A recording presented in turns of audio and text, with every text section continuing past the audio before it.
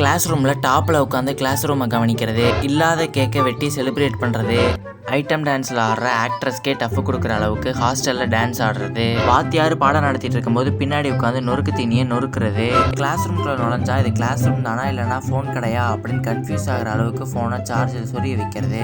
இந்த மாதிரி கிளாஸ் ரூமில் நடந்த அஜால் குஜால் சம்பவங்களுக்கு தான் இன்னைக்கு நம்ம ரியாக்ட் பண்ண போகிறோம். அதுக்கு முன்னாடி நம்ம சேனலை நீங்கள் ஃபர்ஸ்ட் டைமாக பார்க்குறீங்க அப்படின்னா நம்ம 1K சப்ஸ்கிரைபர்ஸை அச்சீவ் பண்ணுறதுக்கு அந்த சப்ஸ்கிரைப் பட்டனை ஒரு அழுத்தி நம்ம ஃபேமிலியில் ஜாயின் ஆகிக்கங்க ஃப்ரெண்ட்ஸ். இப்போ இந்த வீடியோவை ஆரம்பிக்கலாங்களா?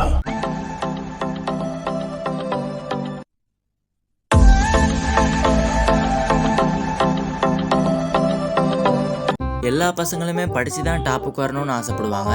ஆனால் நம்மளாலே ஒரு ஸ்டெப் அதுக்கு மேலேயே போய் டாப்பில் உட்காந்துனா படிக்கவே செய்வார்.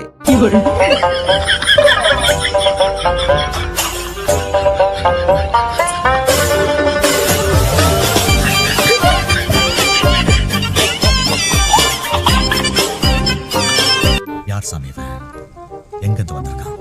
இதுக்கு பேர் தான் செல்ஃப் கான்ஃபிடன்ஸ்ன்னு சொல்றது. தான் டாப்புக்கு வரதுக்கு முன்னாடி டாப்ல உட்காந்து படிச்சு தான் டாப்பா தான் வருவோம் அப்படின்னு நம்புறாரு.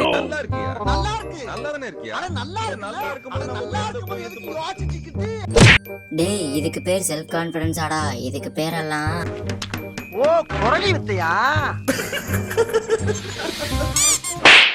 பையனை ஹாஸ்டலில் சேர்த்து விட்டு படிக்க விட்டோமே, பையன் சோத்துக்கு என்ன பண்ணுறானோ அப்படின்னு பேரண்ட்ஸ் எல்லாருமே கவலைப்பட்டுக்கிட்டு இருக்க, அந்த பக்கம் அந்த பையன் ஹாஸ்டலில் எப்படி என்ஜாய் பண்ணுறான்னு பாருங்க கைஸ். కోకా కోకా కడితే కొర కొరమంటూ చూస్తారు, పొట్టి పొట్టి కౌని వేస్తే పట్టి పట్టి చూస్తారు. కోకా కాదు కౌను కాదు కట్టులోన அவனை சொல்லி நிறுத்துங்களேன்டா.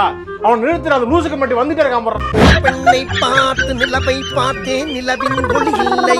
அட பாவி, ஆளை பார்த்தா டம்மி பீஸா இருக்க, பயங்கரமான ஆளா இருக்கேடா.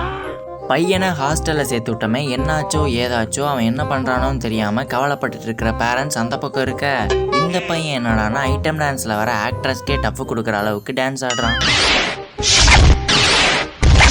ஆனால் சும்மா சொல்லக்கூடாது கைஸ், அந்த பாட்டுக்கும் இந்த பையன் ஆடுற அந்த டான்ஸுக்கும் எவ்வளோ பர்ஃபெக்டான சிங்க்கு. ஆனால் அந்த பையன் ஆடுற அந்த கோலத்தை மட்டும் அந்த பேரண்ட்ஸ் மட்டும் பார்த்தாங்கன்னா அன்னைக்கே அவன் சோழி முடிஞ்சது போலயே. சோழி முடிச்சு. உங்களுக்கு வாழ்க்கையில் என்னைக்காவது ஒரு நாள் பிறந்த நாள்ன்ற ஒன்று வந்தே தீரும். ஆனால் அப்படி வர பிறந்த நாளைக்கு கேக் வெட்டி செலிப்ரேட் பண்ணுறதுக்கு உங்ககிட்ட காசு இல்லையா? நீங்கள் கொஞ்சம் கூட வருத்தமே பட வேண்டாம் கைஸ். ஏன்னா உங்கள் பர்த்டேவை கேக் வெட்டி செலிப்ரேட் பண்ணுறதுக்கு காசு தேவையில்லை, ஒரு கருப்பு கலர் போர்டு இருந்தால் போதும் கைஸ். என்னங்க எனக்கு ஒண்ணுமே புரியல. அதுதானப்பா எனக்கும் புரியல. அது என்னன்றத கொஞ்சம் நீங்களே பாருங்க கைஸ்.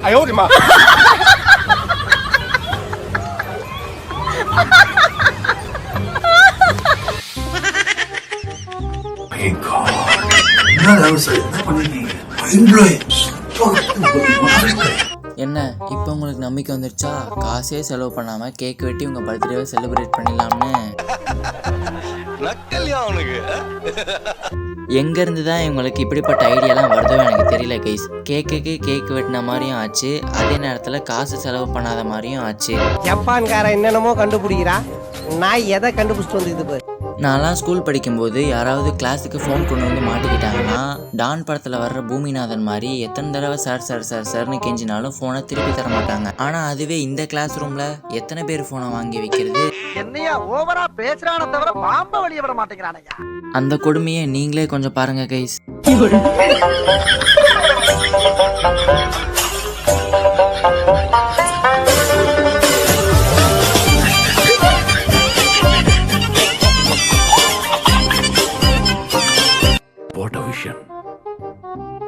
என்ன ஒரு தாட், அசந்து போயிட்டாங்க என் டீம். சடனாக யாராவது உள்ளே வந்து இந்த கூத்தை பார்த்தாங்கன்னா இது கிளாஸ் ரூம் தானா இல்லைன்னா ஏதாவது ஃபோன் கடையா அப்படின்னு நினச்சிட்டு மாற்றி வந்துட்டோமோ அப்படின்னு வெளியில் போகிறதுக்கு கூட வாய்ப்பு இருக்குது கைஸ். இந்த காலேஜில் படிக்கிறவங்க காலேஜுக்கு வர்றதுக்கு காரணமே அவங்க ஃபோனை சார்ஜ் போட்டுக்கிறதுக்குன்னு தான் நினைக்கிறேன் கைஸ். நான் இந்த வீடியோவை பார்த்துட்டு இருக்கிற புண்ணியவான்ஸ் யாருக்காவது இந்த காலேஜ் எங்கே இருக்குன்றது தெரிஞ்சதுன்னா மறக்காமல் அதை கமெண்ட் செக்ஷனில் போட்டு விட்டு போங்கப்பா. மற்றவங்க வேற எங்கேயும் போய் சேர்ந்து துன்பப்பட்டு துயரப்படாமல் அங்கே போய் சேரட்டும். இவன் தான் எங்கேயோ செமத்தியா வாங்கியிருக்கான், இங்க வந்து வேற உணவு வாங்கின மாதிரி அவுத்துறான் பாத்தியா. பொதுவாகவே கிளாஸ் ரூமில் ஃப்ரண்ட் பெஞ்சில் உட்காந்துருக்கிறவங்க கிளாஸை கவனிப்பை மெயின் கவனிச்சிட்டு இருப்பாங்க. அதுவே பேக் பெஞ்சில் உட்காந்துருக்கிறவங்க ஒன்றே கிளாஸை கவனிப்பாங்க, அது இல்லைன்னா பக்கத்தில் இருக்கிறவங்க கிட்ட பேசிகிட்டு இருப்பாங்க, அதுவும் இல்லைன்னா வாயை கிரைண்டர் மிஷினாக மாற்றிடுவாங்க. அதே மாதிரி இந்த பொண்ணு பின்னாடி உட்காந்து நொறுக்கு தண்ணியை நொறுக்கிட்டு இருக்கும்போது பாவம் கேமரால மாட்டிக்கிச்சு.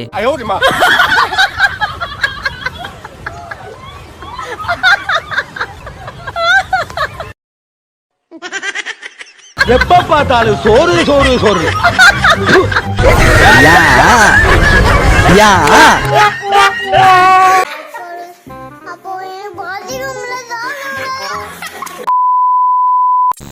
சரி, ஓகே கைஸ், இன்னைக்கு நம்ம இந்த வீடியோடைய கடைசியில் இருக்கோம். இந்த வீடியோ உங்களுக்கு பிடிச்சிருந்தது அப்படின்னா மறக்காம அந்த லைக் பட்டனையும் சப்ஸ்கிரைப் பட்டனையும் ஒரு தட்ட மறந்துடாதீங்க.